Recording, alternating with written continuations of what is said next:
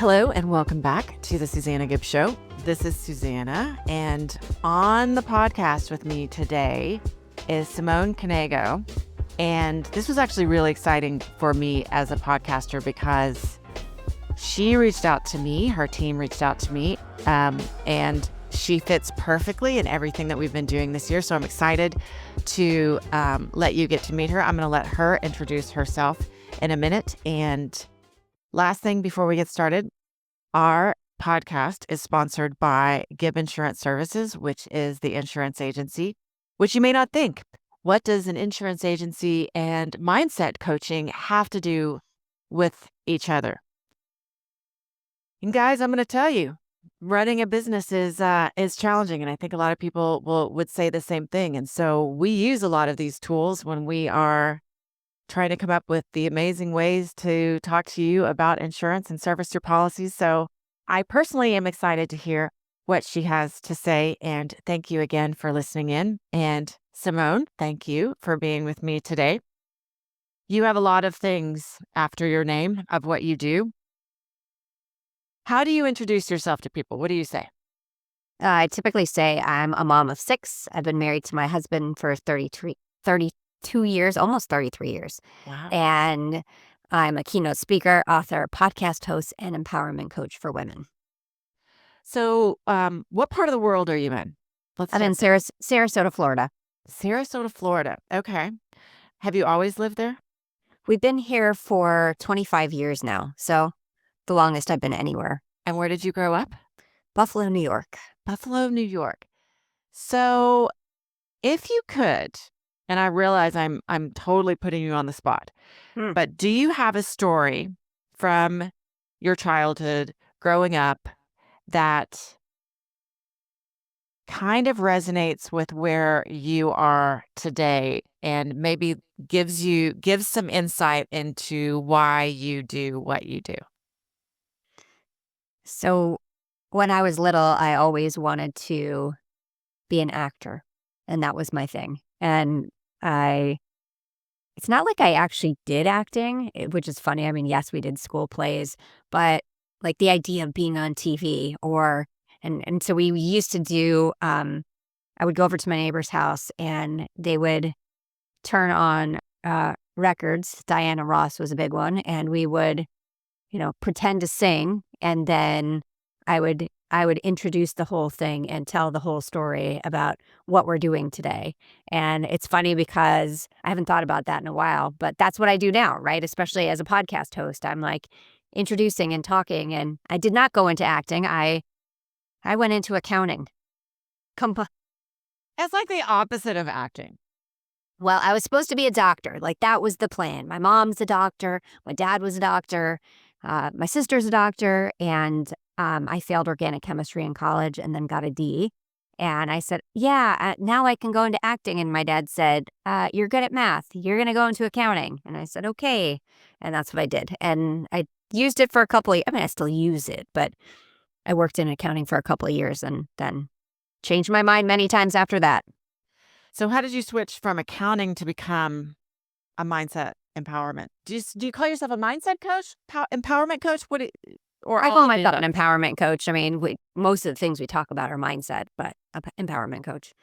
So I did many things in between. I ran a horse farm. I taught riding lessons and created a summer camp. I went back to school to be a teacher. I went into medical sales.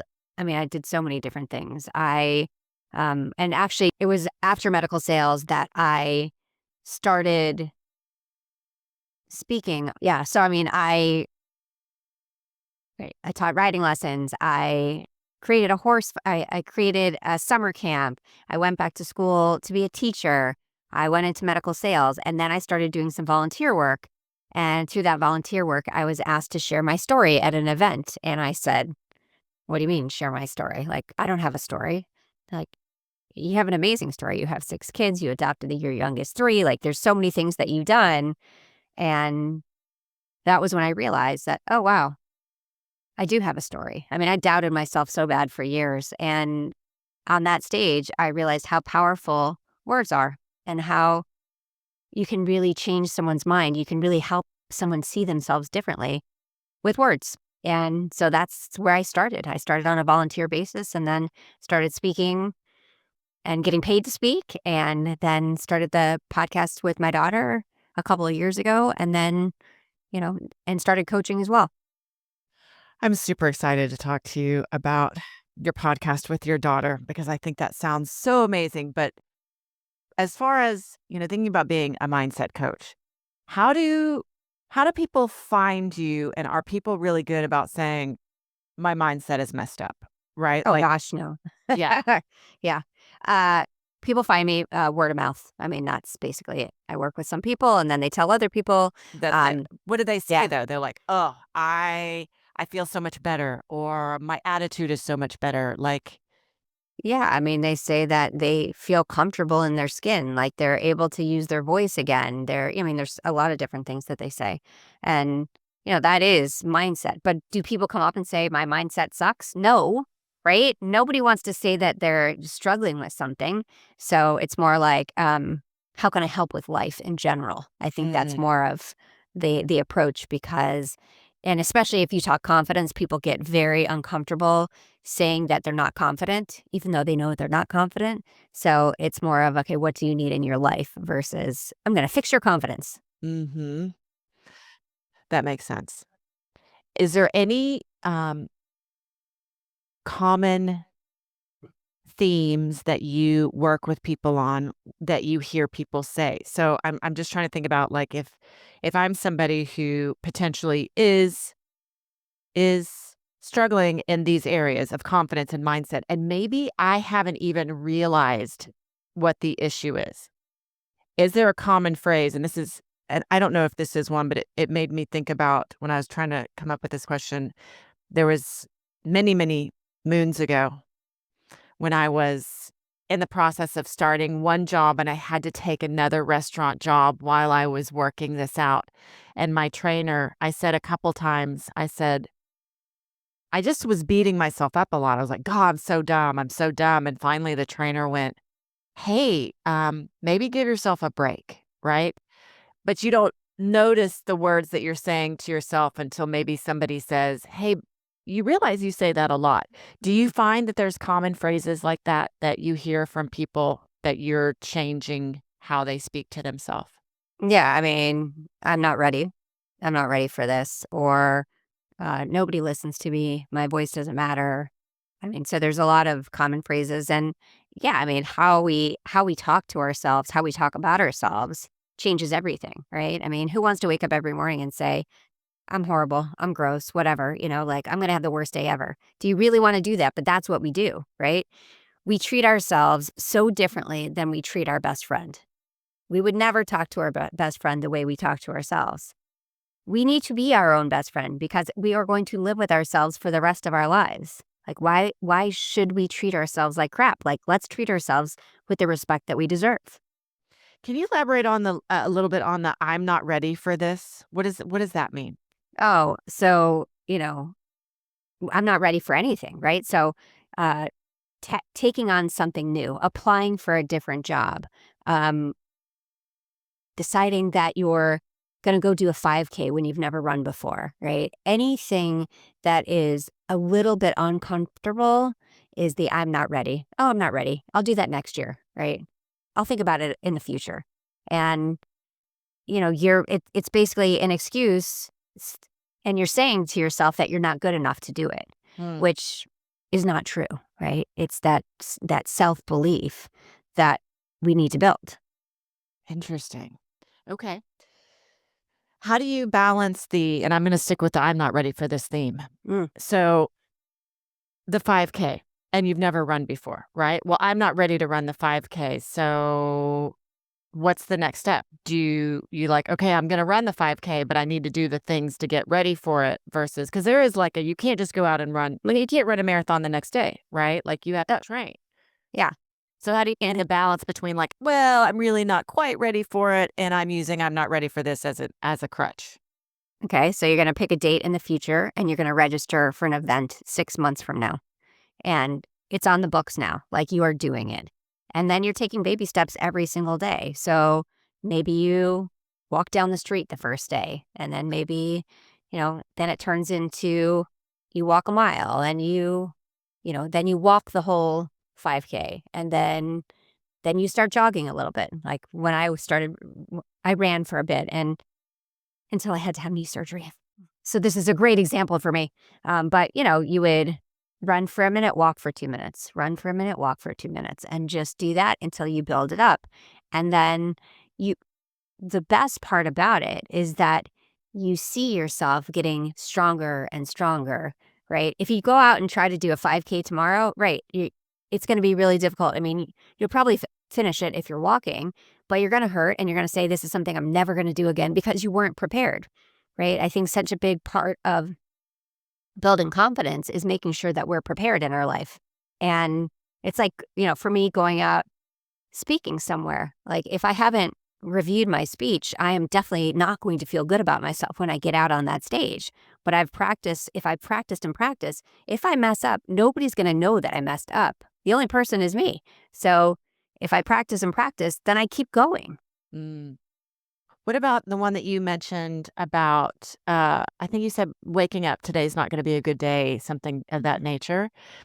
How do you work with that one? Because I'm going to tell you, I'm guilty of that one sometimes. And my response is like, well, let's just maybe have some coffee before we decide whether it's going to be a good day or bad day. But then I think, well, maybe I need to be doing some work on the front end. So how do you guys? Yeah. I mean, for me, it's all about, how you start your day, and it's positive affirmations. And I would tell you that years ago, I would have said, no, like that doesn't work. But I've been doing them for 10 years now, and I can tell you that they work. And it's not something you do one time and then you stop. It's like, do you go to the gym one time and now you're super buff and then you never have to go again? No. I mean, when you're working on your mindset, it's a practice, right? You do it every single day.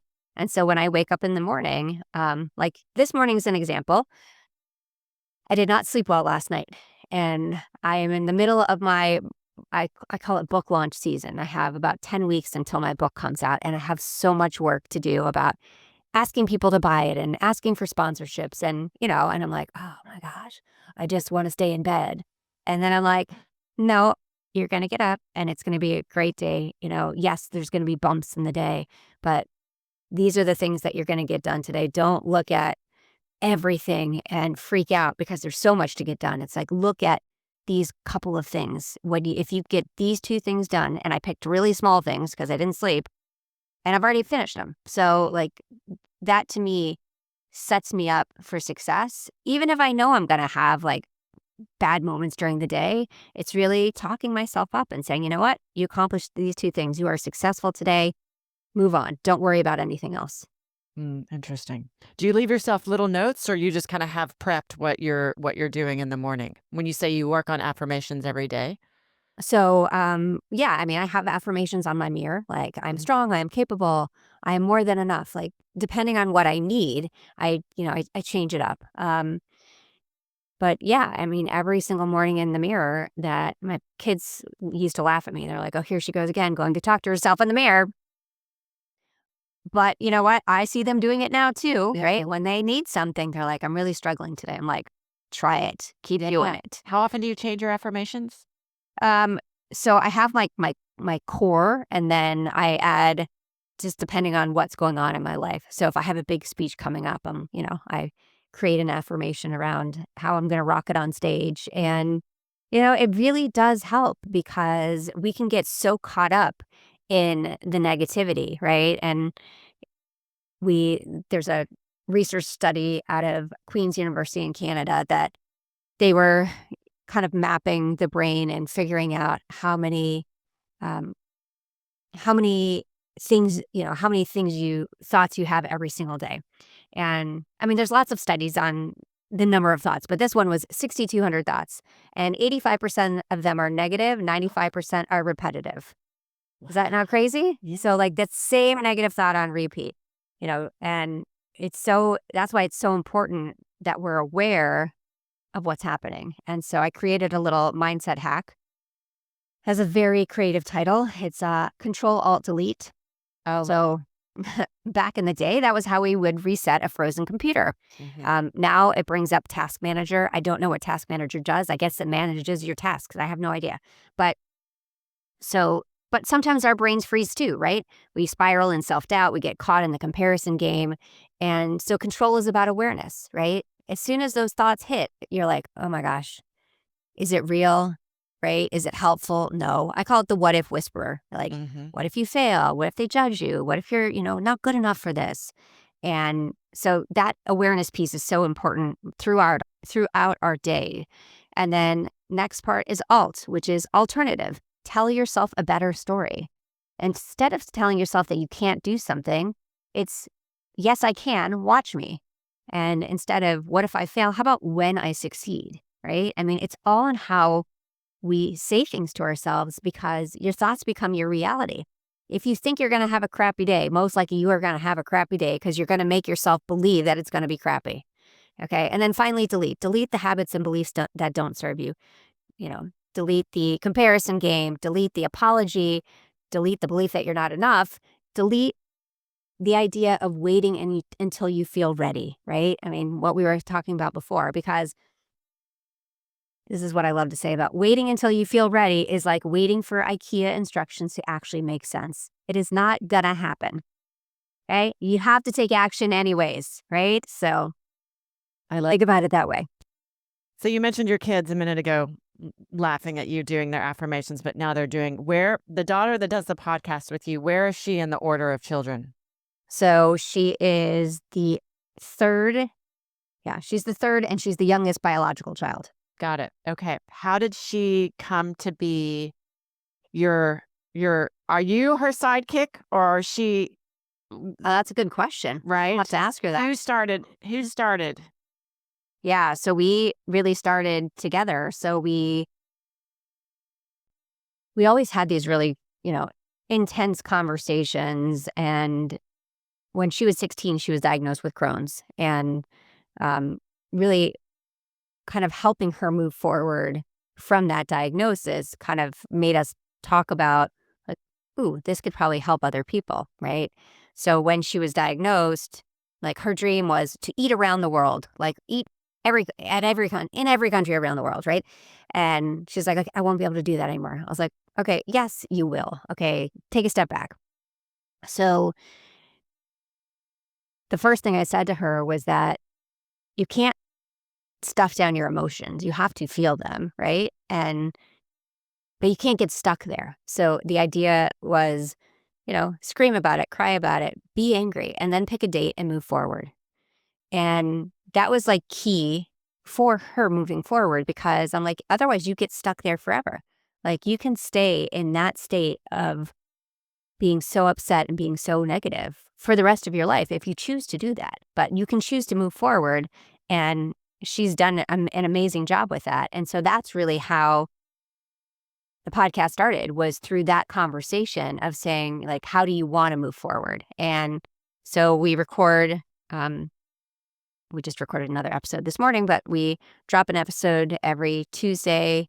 And it's just been so fun because we do every other week. It's just the two of us, and then we have a guest on the following week. Oh, nice. So, yeah, so we get to have very personal conversations, whatever we're dealing with in the moment, whatever we want to talk about. And yeah. For example, one of our episodes, we were talking about anxiety. And I was like, well, I just get nervous about things. And she's like, okay, you have anxiety. Your anxiety gives me anxiety. And I was like, there we go. Okay. So it's been really great for her growth, for my growth. And, the title of the podcast is Her Unshakable Confidence. And the goal was to get her there quicker than I did. And it's definitely working. I mean, she's a second-year law student, and she said in class recently, they get called on and they have to stand up and tell everything they know about whatever case they're talking about. And someone said to her, you always seem so confident when you get up there. How do you do that? And she said, I have a podcast with my mom. It really taught me to think on my feet. Aw, So yeah, it was cute. what a great way to spend time with her. That's amazing. Yeah, I mean, 1 out of 6 are willing to do it, right? I mean, my oldest daughter came on the podcast once, and she said, "Oh my God, that was the most horrible thing. Like, I can't understand why you guys like that. Like, you have to think so quickly. I don't want to do that." My kids, I start the sentence with, "Oh, I saw this study," and they literally, their eyes cannot roll back to the back of their head fast enough. And they're like, "Oh, mom's turning this into a life lesson." That's like Mm-hmm. their favorite. Their Yep. favorite. Um, so wow, that was a lot in that whole thing. So that you have the 3 biological and then the 3 that you adopted. Mm-hmm. Um, that's amazing. You're a busy household. Yeah, I mean, not so busy anymore because I'm almost an empty nester. Oh. My youngest daughter is a senior in high school, and my oldest son actually got married last summer, and they're expecting. So I'm going to be a grandmother soon, which is very exciting. Oh my gosh, how exciting. Congratulations. Yeah. That's amazing. Thank you. Thank you. So let's pivot. I want to talk about your brand new book that you have coming because it sounds like you're in the like ramp up phase of this. How Mhm. long did it take you to write? How long did it take you to find your publisher? If you could talk a little bit about that process, because I know that a lot of people dream, myself included, of writing a book. So yeah, talk about it. You did it. Good So, job. okay, this is book number 2. So, Amazing. it's called Real Confidence: A Simple Guide to Go from Unsure to Unshakable. And I am super excited for this book to come out. So, it comes out February 17th. And I picked the book is specifically written for women and very, very vulnerable, very personal. And it is all about my real method, which is, to help women build confidence from the inside out, which stands for respect yourself, embrace your failures, ask yourself what you want, and live without limits. And I wanted a publisher. I wanted a publisher who was a woman. And so I went with Copper Books, and she's fantastic. Allison Trowbridge, she's fantastic. Highly recommend her if you want to write a book, Okay. because not only, like, it's her company. So she takes everything very personally. Like, she wants to put out really high quality work. She doesn't just publish anybody that comes. And so even when she read through my first draft, she said to me, I think your stories can be stronger. Like, you really have to put yourself out there. So I had a story about an abusive boyfriend in high school that really kind of put me on my self-doubt trajectory. And she's like, I need to see it. Like, when I read it, I need to see the moments, right? Mm. And I had to reach pretty deep on that one, but I did, and I'm really happy with how it turned out. But it wouldn't have gone that way if I hadn't worked with her. So, but it took me about 3 years to write this book. The first book I wrote in a year. That one's called The Extraordinary Unordinary You, all about realizing what you're capable of and recognizing that the little things you do every day matter. And, part of that was written in 2020. So I had all this time. Everybody came home and we had nothing to do other than play games. So I wrote in the chaos, and that brought back like some of the best stories for me I hadn't thought about in a long time. But that chaos brought it all back to me. I'm reading Bird by Bird by Anne Lamott. Have you heard of this? Mm-mm. I heard about her earlier this year, but this particular book is about writing. Mm. Not about any stories, but it's about the act of writing and what the act of writing does for us. And it's such a it's I'm enjoying it so much, but writing is she's like, you write for yourself, you write for other people, but you write because it's amazing. And anyway, enough about Bird by Bird, but Yeah. it's it talks a lot about like, oh, I do love to write. This is why I like to write. It's about sharing ideas. How so with your deal with going back to you, sorry. Enough about that one. So your publisher, um, do you have space in bookstores? Or are you guys going more grassroots? Because there's obviously, you can't just write it, right? Like you got to market it now. You got to get out there and you got to do stuff like this and kiss babies and shake hands and all the things, right? Pretty much. And so that's what I'm working on now, is reaching out to every human that I know to ask for their support, right? I mean, we've all touched other lives in some ways. And what I've found is that people really want to help.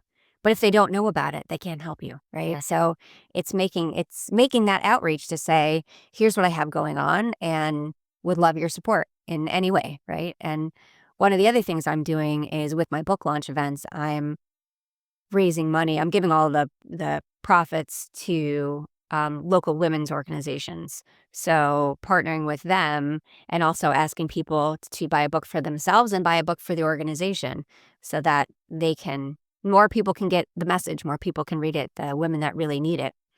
And so that's been a different approach. That last time I wrote the book and I thought, oh, if you write it, they will come. No, they won't. No, they won't. But the marketing part is almost harder than the writing of the book, right? I mean, it sounds ridiculous, but it's because you finish this and like it's really good and then nothing happens.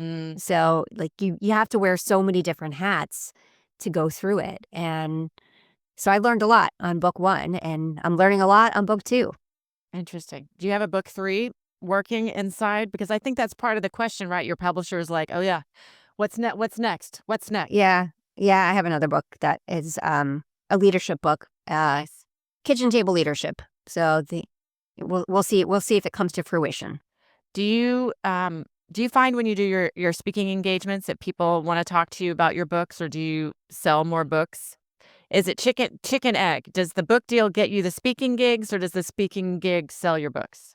It's both. So having a book makes you much more approachable for speaking gigs because a lot of event planners like to, first of all, there's credibility in it. And second of all, they like to have something that they give to the attendees. Some don't do that part, but they ask you to bring your books to sell. And that's always really, that really goes over well. So it works both ways.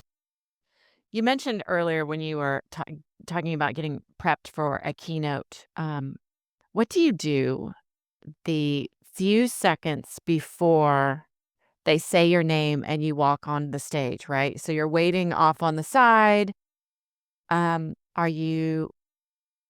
And a lot of people I ask, they're like, "Oh, I'm just, I'm ready to go." I'm like, "No, but what are you doing? Are you breathing? Are you practicing positive self-talk? Are you just grounded and centered? What do you do?" I do 3 things. So yes, I do my breathing exercises. That's usually the last thing I do. First thing I do is I do my voice exercises. So I make all kinds of weird noises, whatever it is that I need to. And people are like, what is she doing? Well, I mean, I'm making sure my voice has to last for an hour. And so I want to make sure that it is in the best place it can be right before I go on. Then I say my positive affirmations, like, you've got this, like, the material, like, they're here to listen to you speak, right? And then the last part is the breathing so that I'm like calm right before I walk on. Gotcha. Do you enjoy the speaking? Do you like it? I really do. It's so funny because I know that I was talking to someone yesterday on a podcast and they said that, and I know this, that public speaking is people's number one fear. And it's ahead of their fear of death, which is crazy to me, right? That's interesting. Yeah. So people do not like it. I mean, my husband is a physician and he is scared to death of public speaking. Even for my book launch event, he's like, am I going to have to speak? And I was like, yes. He's like, oh my gosh, Simone, no. I'm like, I'll write the speech for you. Or I know, 32 years down the toilet because you're making me speak. Yeah, I was like, I'll write the speech for you. He's like, can you say it for me too? I was like, no, I cannot. So a lot of times this year, because we're recording this and it's December 18th and it's the end of the year, it's the beginning of a new year. Do you work with people on is goal setting, resolution setting part of what you do with people? Yeah, I mean, definitely we work on goal setting and resolutions. I'm a big believer in, it's just like the IKEA instructions, do it now, right? No. Don't wait for a specific date because that kind of gives us an excuse to keep a bad habit or to say, oh, I'm not ready yet. So like that's that whole dragging on of things. I mean, for a lot of people, January 1st works, but do they actually keep it? Not necessarily. I want to say that I think I read the other day that people only 9% of people who make New Year's resolutions actually keep them. So, and I think also because it's a little arbitrary. We're like, okay, new year, new you. We're going to change everything up. And that's great. But be realistic in your goals, right? So don't say, okay, I'm going to start at the gym and I'm going to go 5 days a week. Why don't you start with 1 day a week? If you haven't gone in 5 years, start with 1 day a week. Because as soon as you miss a day, then you're like, oh, I failed. Oh, no point in going back again, So I think it's so important that we are very realistic with the goals that we set so that it's not high pressure, right? It's kind of like, don't go from 0 to 100, like go from 0 to 5 and then keep moving forward from there. And then you'll get to 100. But if you go from 0 to 100, you wipe yourself out from the beginning. One of the times I found one of my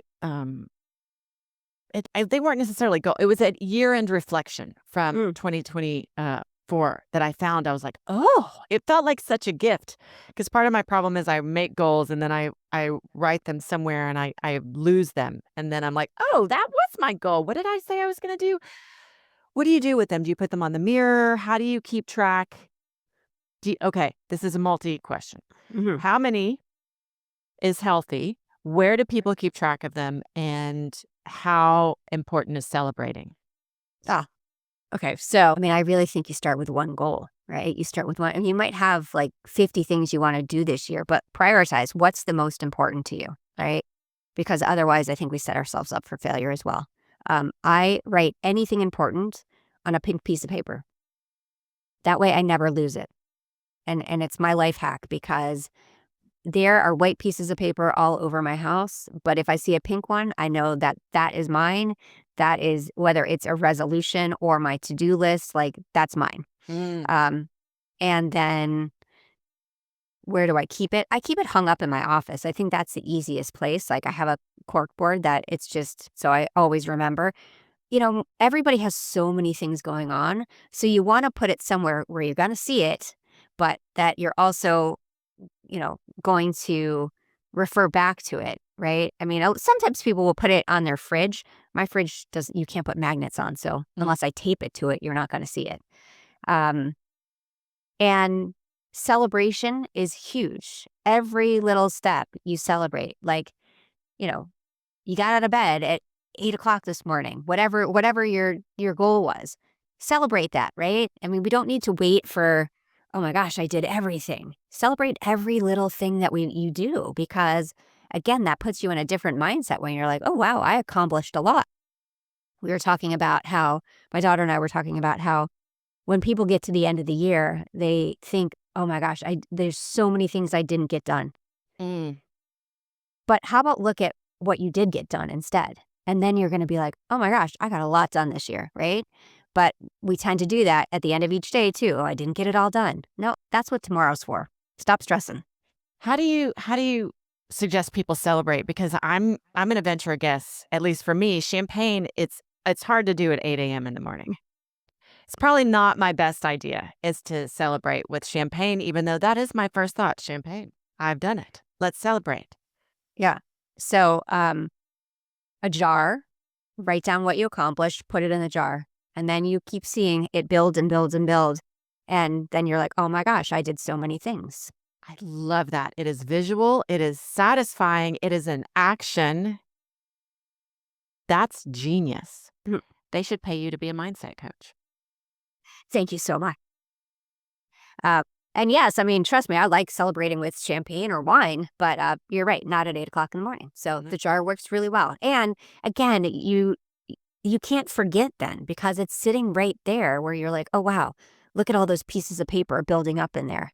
And I've done a lot. And have I put anything in my jar today? What am I doing for me to meet what I need to do and I love that. That's great. That's beautiful.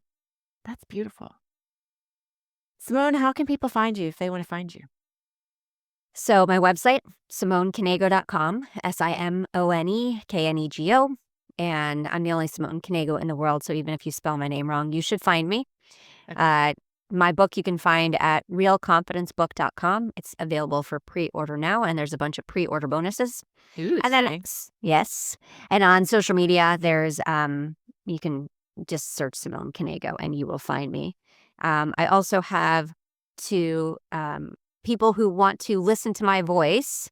I I'm giving away the audiobook for my first book, The Extraordinary Unordinary You, and you can get that at extraordinary.simonekinego.com/book.